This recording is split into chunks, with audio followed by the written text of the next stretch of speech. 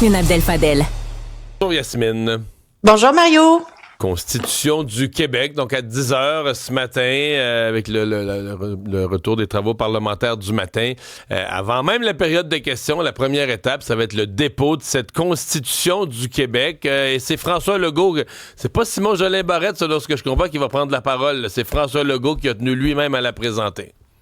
C'est François Legault qui va faire ce qu'on appelle une déclaration ministérielle. C'est un moment solennel à l'Assemblée nationale pour présenter le projet de loi, pour présenter la potentielle constitution québécoise qui est déjà décriée par les oppositions alors qu'on n'en a pas encore vu la couleur.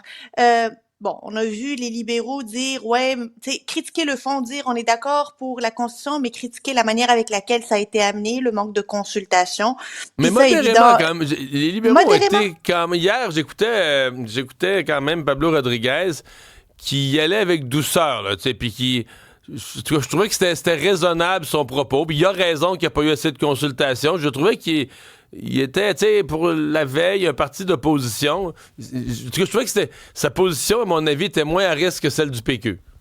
Ah, largement. Celle du PQ, en fait, on n'en veut pas. On veut rien savoir de ça parce que tant qu'on est au Canada, grosso modo, ça ne sert à rien. Il faudrait éventuellement avoir une constitution pour le Québec souverain.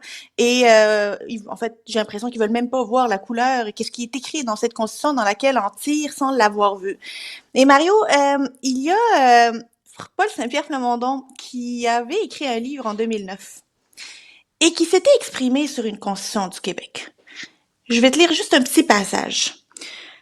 Je vais parler de... Je ne plongerai pas dans une discussion sur le bien fondé d'un projet de la Constitution puisque d'autres l'ont déjà fait. Je me limiterai à mentionner qu'un tel projet, s'il se garde d'être un outil de promotion du nationalisme, note en bas de page, c'est l'exemple de la Constitution de 95 qui ressemblait plus à un exercice de promotion de la souveraineté du Québec qu'à un exercice ouvert à tous les citoyens. Ça, c'était le projet de Jean-François Lisée. De Jean-François Lisée. Ouais.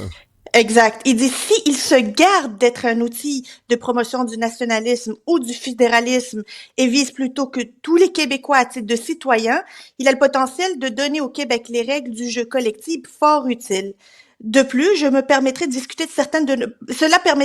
discuter de certaines de nos valeurs communes, telles que la démocratie, de se distinguer en innovant sur le plan de nos institutions et nos pratiques. Et un peu plus tard, il rajoute, finalement, dans le cadre d'une société divisée et morcelée, on peut dire que c'est le cas maintenant, une constitution du Québec serait un point de départ intéressant, susceptible de mener à une dépolarisation de notre société en mettant en valeur les croyances et les objectifs que nous partageons tous. Question. Qu'est-ce qui s'est passé en 2009 et 2025? Parce que me semble là, que ce qui est écrit ici, c'est assez intelligent pour dire la Constitution du Québec, là, ça devrait être ni un outil de promotion du fédéralisme, ni un outil de promotion de la souveraineté, que ça devrait être pour les Québécois, par les Québécois, pour les valeurs québécoises, pour les institutions démocratiques québécoises. Pourquoi aujourd'hui, on ne veut plus rien savoir de ça? Pourquoi aujourd'hui, alors qu'on est plus polarisé qu'on l'était en 2009, c'est moins intéressant d'avoir une constitution? Il y a de ces contradictions que je ne comprends pas. Pourquoi tirer sur une constitution qu'on n'a pas vue? Peut-être que ça va être n'importe quoi puis qu'on va tous la dénoncer. Peut-être qu'il va y avoir des éléments intéressants. Chose certaine, c'est la première fois qu'on va avoir, depuis les 30 dernières années, un papier, là, un brouillon, un premier jet duquel on pourrait partir pour discuter de cette constitution commune-là. Si on commence à tirer sur le papier alors qu'aucun mot n'y est couché, ça part mal la discussion, tu sais. Ah, moi, je dois te dire, tu sais, je suis pour une constitution du Québec depuis 20 ans, là, tu sais, fait que c'est pas comme... Mais... Disons que dans mes mots, je l'imaginais pas comme ça. C'est-à-dire que j'aurais pas pensé que c'était un parti en fin de mandat qui, avec une consultation très minimale, arriverait avec ça en se demandant, il reste-tu même assez de temps dans le mandat pour l'adopter, la voter? Fait que je suis comme dans une drôle de position, mais bon, je vais arriver ça. J'ai hâte de voir le texte, j'ai hâte de voir ce qu'il y a là-dedans. Fait que c'est pour ça que moi j'ai trouvé qu'hier, de ce point de vue-là, la position de Pablo Rodriguez, ça se tenait, c'était équilibré. Je suis plus étonné de celle du PQ. Mais là, et quand le PQ s'embarque à dire, si le Québec est pas souverain, là, si on n'a pas le résultat qu'on veut, nous autres, dans notre référendum, là, une constitution à l'intérieur du Canada, là, ça c'est rendu mauvais, ça vaut plus à peine ça, là, je décroche de ça, mais complètement, là. Je veux dire, si les Québécois votent oui un jour, on fera. Mais d'ici là, de dire, faut pas faire d'avancée, faut pas faire de progrès, faut pas faire des bonnes choses d'ici là, il faut attendre, le fameux grand soir, là, le soir qu'on aura une victoire. Puis là, on va commencer. J'achète pas ça pantoute, là. 0, 0, 0. Ça, c'est le genre de discours qui me déplaît. Moi, je me dis, tu fais des pas par en avant. Puis si les gens, un jour, veulent faire ce que le PQ espère, le grand pas, ben, ça sera voté, puis ça se fera. Mais pour l'instant, en plus, là, on n'a pas vraiment d'indication. Disons, la ferveur du pays après demain matin, moi, je la sens pas tant que ça dans le peuple, ni dans les sondages, ni dans ce que j'entends autour de moi. Enfin, t'sais. Bon, la paix au Proche-Orient semble vraiment à portée de main. Hier soir, c'était un Donald Trump fier qui annonçait au monde que le Hamas et Israël avaient accepté ces 20 conditions. C'est un énorme pas. Puis on a tous, il y a comme un soulagement, mais on a peur que quelqu'un fasse déraper ce processus-là.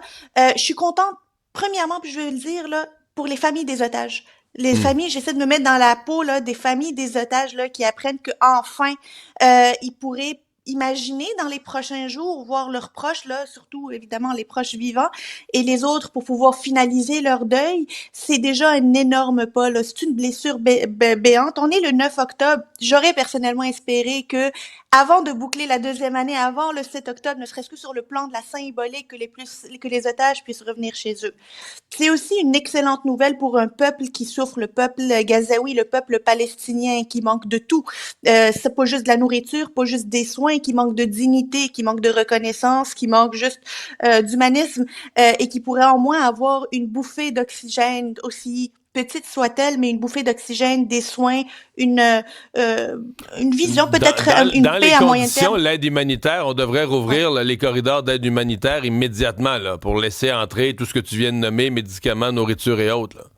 Ça devrait être la moindre des choses de pouvoir au moins avoir des infrastructures de santé là, parce qu'il y en a des blessés, il y en a des malades à Gaza qui ne peuvent plus se faire soigner depuis maintenant 2 ans. Alors une petite lueur d'espoir. J'espère réellement que Donald Trump réussira à maintenir cette ligne dure jusqu'à ce qu'on puisse atteindre les objectifs et les jalons de cette paix.